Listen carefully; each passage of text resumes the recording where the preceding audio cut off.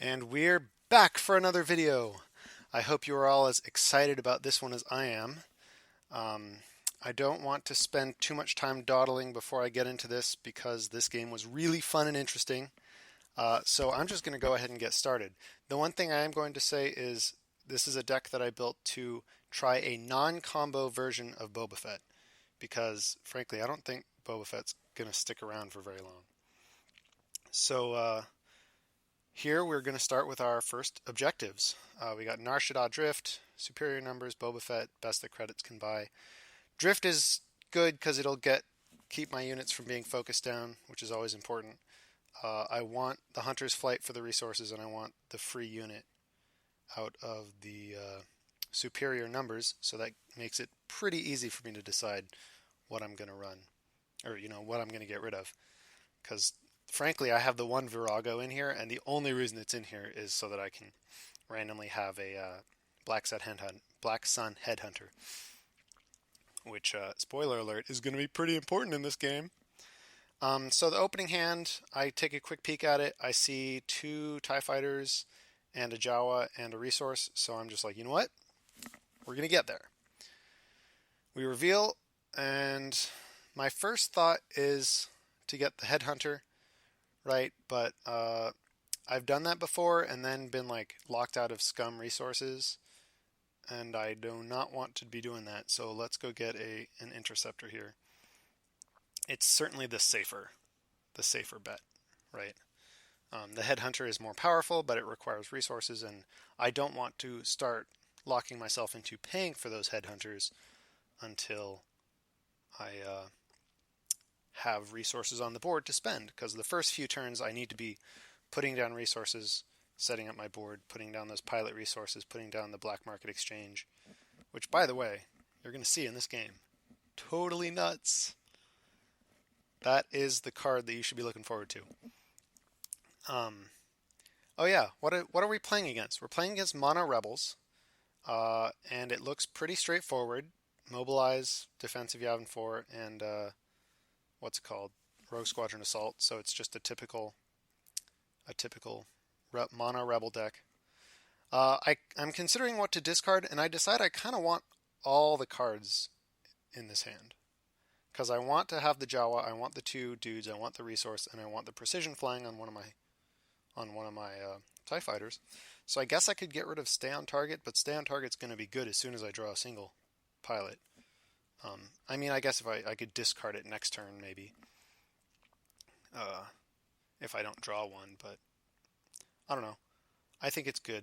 It's 2 edge, which is actually a lot for this deck, considering superior numbers is in here.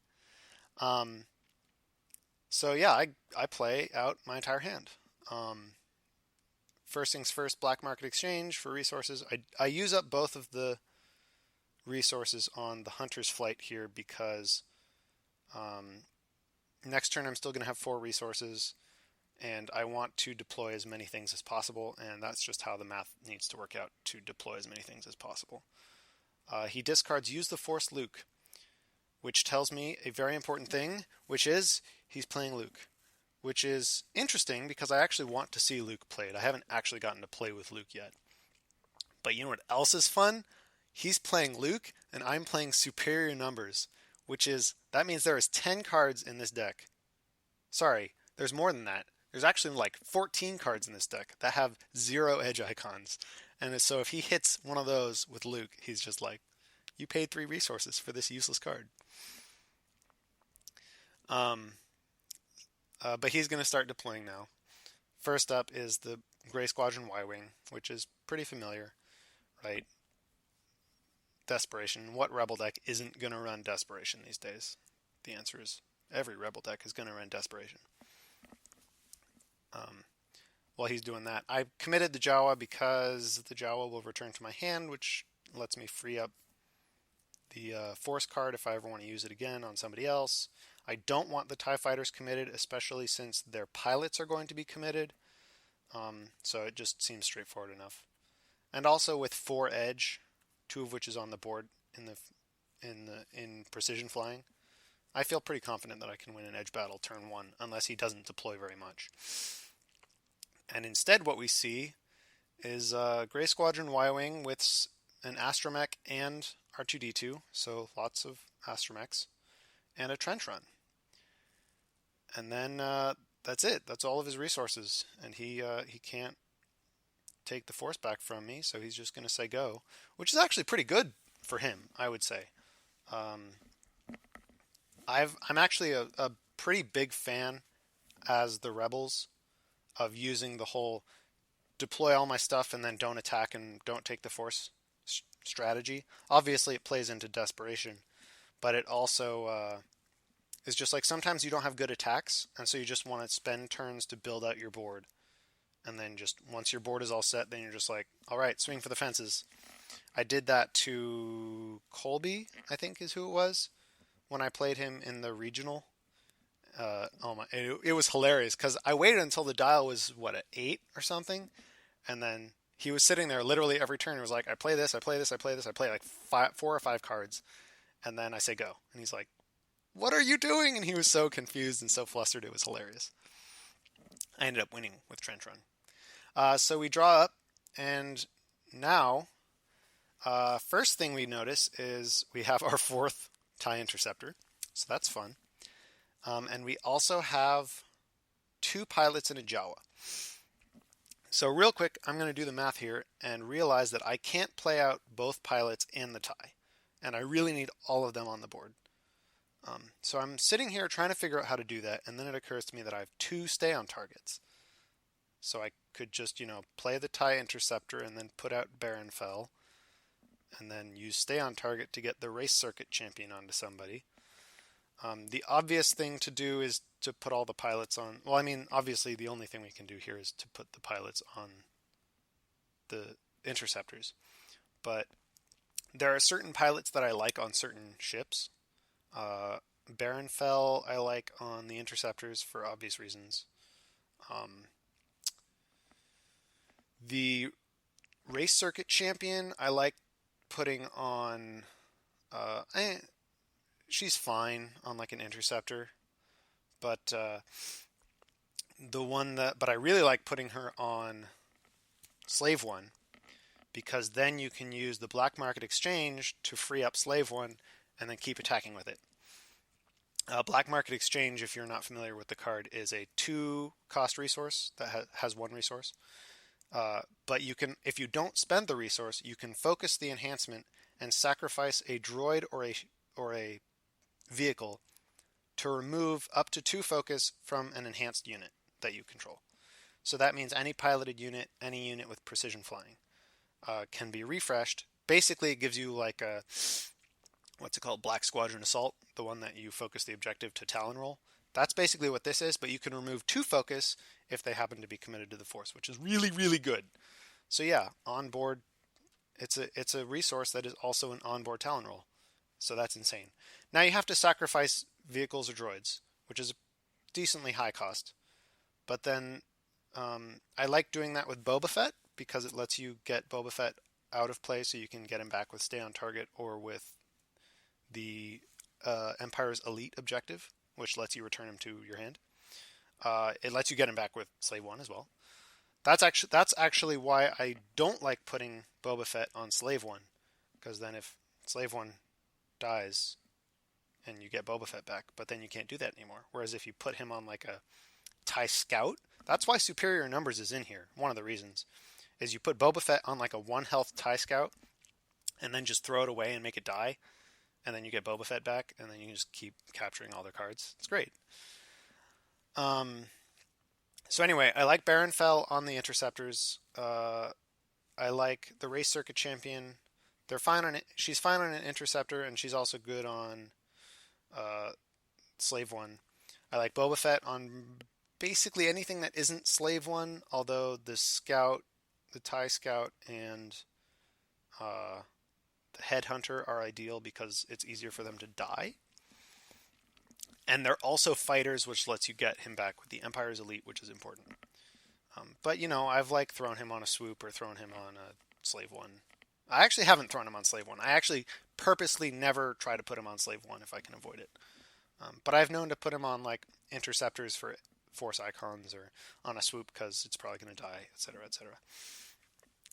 So anyway, to catch up what he's played, he put out a pilot resource, and then he played Luke on his Y-Wing, and then he put out the Rogue Squadron X-Wing, and then also a B-Wing, because, he figured out that with precision flying and Baron Fell on the board, he's not winning any edge battles, so he might as well just use his cards as resources with defensive Yavin 4, which is legit. The awkward thing here is that he chose to put Luke on the Y-Wing when he could have put Luke on the X-Wing, and then he would at least have a little bit more value. But, he has Luke and the R2-D2 on... Oh, sorry, it wasn't an astromech that he put on the Y-Wing. It was the stupid proton torpedoes. I have a million billion blast icons. Because now, he's going to attack the trench. He's going to run the trench. And he's going to do as much blast as he can. Problem with this strategy is, do you know what the problem with this strategy is? I'm going to tell you. The problem with this strategy is Luke does not interact with the trench run. Luke cannot destroy the trench, which is just the funniest thing in the world to me. After they made trench run and red 5 not able to go in the same deck, which was just sad for all of us flavor people. And then they make a pilot Luke who's all about randomly doing objective damage, and then he can't even do anything to the trench run. It's just, I'm sorry, it's really funny. And so he realizes that Luke can't do anything to the trench run. And he's like, well, that kind of sucks. And then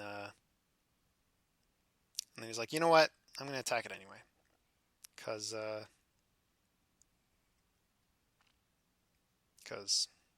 why not? He just needs to get his blast on. And you know what? I'm going to defend with edge 5 or something. Because I have the one guy who's edge 3, and then I have the two other guys who are... Yeah, let's block with everybody, because he attacked with everybody. And then I got edge 5, plus the stay on target that I'm going to throw down. He passes, because he knows he's not going to win this edge battle. And I'm like, yeah, well, I'm going to throw down this stay on target, because I want my pilot. And then he's going to pass again, because, again, he's not winning this edge battle. And I'm going to stay on target, and I'm going to stay on target to get the race circuit champion onto the... Octagon. You haven't figured out new cards yet. I am going to put the race circuit champion onto my dude. So now I have five icons to the Force. This deck is pretty silly, right? I have edge 5 with no cards in the edge battle, and I have 5 Force icons with no units. Well, okay, I have the one Jawa committed to the Force. I guess that's fair. But yeah, it's pretty silly. So first things first, I'm going to strike, and I'm going to tactics out the X-Wing. And here's why. The B-Wing lost its white blast icons, so it has no blast. And I can't tactics out the Gray Squadron Y-Wing before it gets its chance to strike. So I'm going to tactics out the... What's-his-face? The X-Wing. So he can't do blast damage. And then he's going to kill my Jawa, and that's actually why I struck with the uncommitted Jawa first. So if he wanted to kill my Jawa, he would have to kill the committed one, which I don't want. I mean, it's fine, but I'd rather lose the committed one than the uncommitted one. And then he's going to strike and do 5 blasts with the 1 strike, because he has the 2 black, and then he gains 3 from the proton torpedoes. So that's 5 blasts in 1 strike. And then all of my TIE fighters are just all going to shoot that Y-Wing and kill the Y-Wing, kill Luke, kill everybody. Make them all dead. So now that's it. That's it for him. He's halfway there. He could still just as easily kill me. But for now, we're doing okay. So after I refresh, the Interceptor piloted by the race circuit champion readies, which is when it loses all of its focus tokens. And when it readies, I get to deal 1 damage to a vehicle. So I damage the B-Wing, because the B-Wing has less health, and it can't heal itself. Now I'm going to draw back up, I quick glance at my discard pile to see if there's anything to get with Escort Carrier, but of course there's only the fate cards.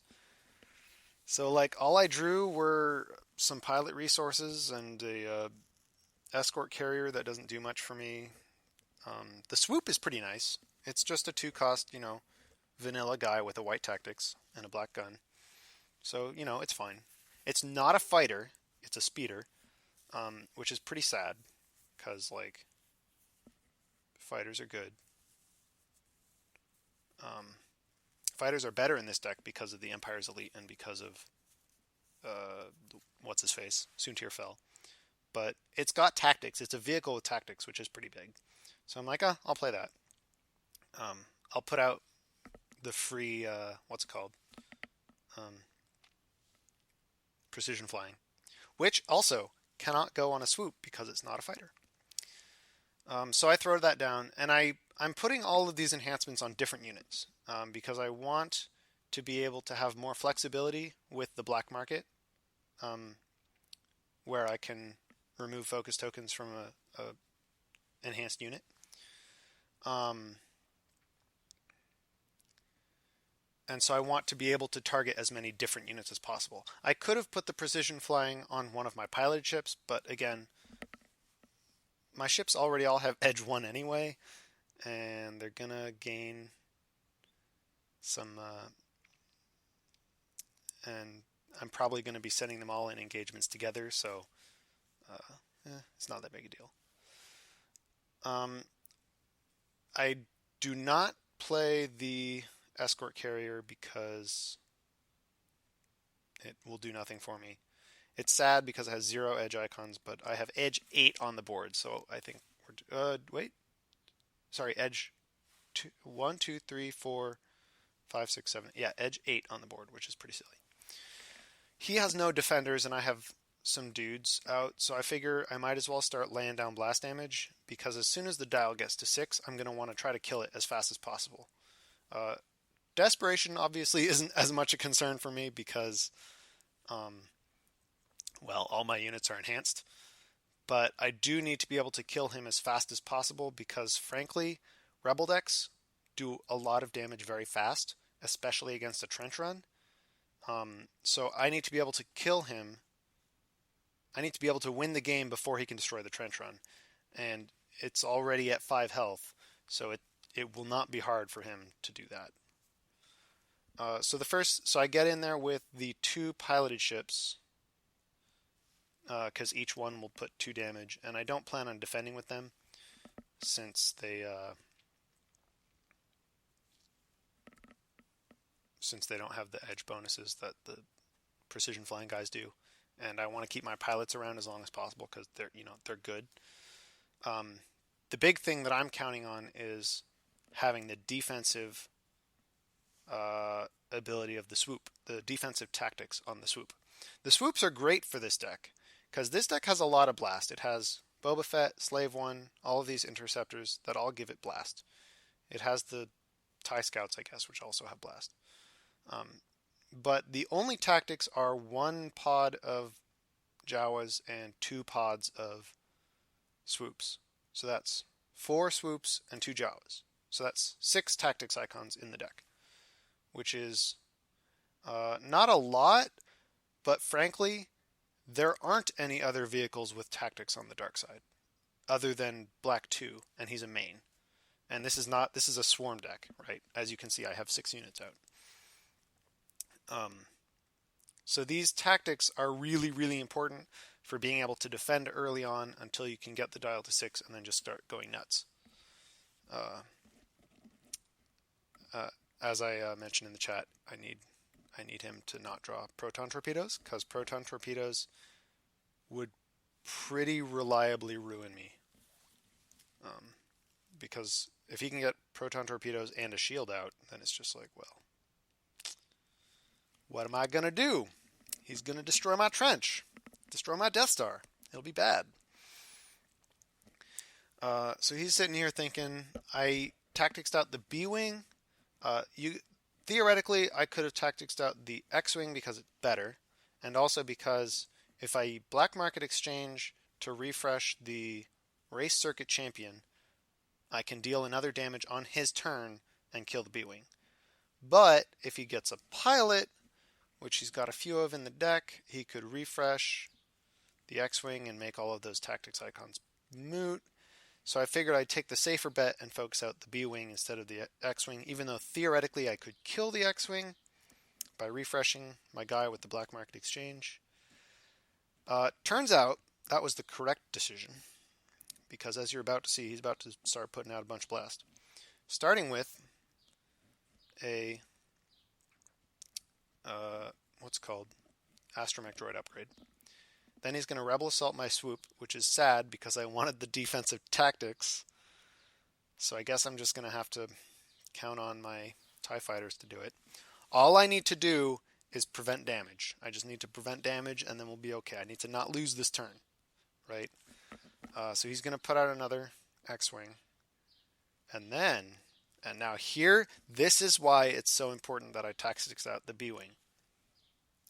And that is because... Oh yeah, I'm looking to see what he's got in his deck. Oh, I was looking to see what he discarded because I was curious to see what he would discard for resources. And then he puts out Blue Leader, who has 2 Black Blast. That's horrible. He now has 5 Black Blast on the table. If I can't kill one...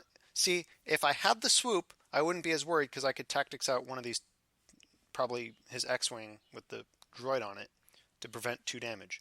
But now, if I can't kill one of his units before it strikes, then I lose. Straight up, just lose. So I'm gonna block with all my units. And he says, this is great, because he says, unless you have some tricks, I have it. Which is true, because none of my units can do 2 damage, which means all of his units will be able to strike. I don't have any tactics. But, remember what I was saying earlier, with my Race Circuit Champion getting to deal an extra damage in the middle of the combat by refreshing it with the Black Market Exchange? That's exactly what I'm going to do. He puts in an edge card, even though I have, edge 6. And he's like, and I'm like, okay, sure, I'll twist it. I have twist. He put down Desperation, and I kind of chuckled because it's like, it's Desperation, everybody hates Desperation, right? But, yeah, it destroys my Jawa. That's it. So yeah, really there's no reason for him to have it. He was just clearing his hand. But, whatever. I got rid of my twist. So now, I win the edge battle. I'm going to strike him. And I'm going to do 1 damage to Blue Leader, who only has 2 health. And then I'm going to use my Race Circuit Champion trick to do another damage to Blue Leader, and then make him dead, so he doesn't get to strike. And then now here I'm using the thing, and I'm sacrificing the TIE Fighter that just struck, right, so that I get the extra strike. And then that will refresh the X-Wing, or the TIE Fighter, which will trigger the Race Circuit Champion to deal 1 damage to Blue Leader, kill Blue Leader, and then he's going to kill my other TIE Fighter, and I'll deal him a damage, I guess. But, like, I didn't die. That's pretty sweet. And now, if I can, and now because I'm going to win the Force struggle, Daw's going to go up to 7. If I can kill all of his objectives in the next turn, I win the game. Oh, this is actually super important. 2 things. 1, he comments later that he should have put Luke on the Rogue Squadron X-Wing, which is true. He should have done that. That would have been better. He said if he had done that, he would have won the game. Actually, that might have been true because of the Astromech Droid upgrade, now that I think about it. But if he had done that... But I also made the mistake of sacrificing the dude that was in the engagement. I should have sacrificed Baron Fell. I know that is horrible, because I don't want to lose Baron Fell, but he got a free unopposed damage because I sacrificed the guy in the engagement, and he could kill the other guy in the engagement. Which meant that it didn't lose me this game, but every point of damage on that trench run is super relevant. You know, all he needs is literally 1 Black Blast, and he wins the game. And he has 3 Black Blast on the table between 2 units, plus whatever he draws. Um, so like, yeah, it was dangerous. If I could somehow kill or otherwise eliminate the astromech,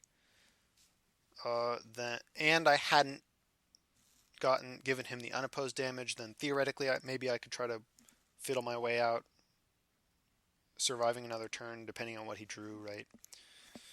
But that didn't happen. Pro tip, don't do that.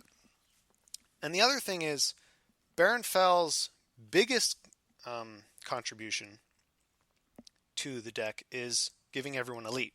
That's the most important part. Obviously, Edge 1 is great, but when you have precision flying, not as important as elite. But I have the swoop racing, what's it called? Nar Shaddaa Drift objective out, which lets me refresh my vehicles during my refresh phase. It's after you refresh, you remove a focus from a vehicle. And that basically does Baron Fell's job for him. So again, I don't need Baron Fell at this point, which is why I should have sacrificed him.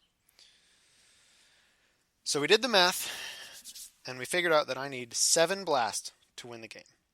I need 3 blast on the first objective plus unopposed, and then 2 blast plus unopposed on each of the other ones. So that's 7 total. What did I draw? I drew Slave 1. Excellent. I drew a swoop. Not excellent. Tactics is good, but blast is not. I drew a Black Sun Headhunter, which is excellent. It's exactly what I want to see. And I drew Cutoff, which lets you, after you refresh a vehicle that you control, you can pay 1 scum resource and play the event to put a focus on any enemy vehicle. Any enemy unit. Really good. It's like pay 1, put a focus token on a unit. Just straight up. Now you have to do it in response to refreshing one of your vehicles, but you pay 1, you put a focus token. It's really good. So I'm thinking about it, and I don't have it. The math doesn't line up. I only have 7. I only have 5, and I need 7. But it occurs to me that Black Sun Headhunter is a fighter, and precision flying can go on a fighter, which will make it an enhanced unit, which means I can refresh it with the black market exchange, so I can attack twice with my Black Sun Headhunter, and that will do it. That will win me the game.